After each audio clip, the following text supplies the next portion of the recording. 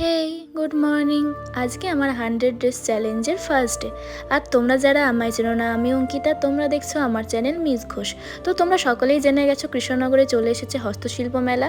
আর সেখানে গিয়ে আমি একটা ইন্টারেস্টিং জিনিস দেখতে পেলাম, সেটা হলো মেবি কাঠের তৈরি একটা তীর ধনুক, যেটা আজকাল প্রায় দেখাই যায় না। আর এখানে গিয়ে আরেকটা জিনিস দেখতে পেলাম, সেটা হলো গ্লাস পেন্টিং।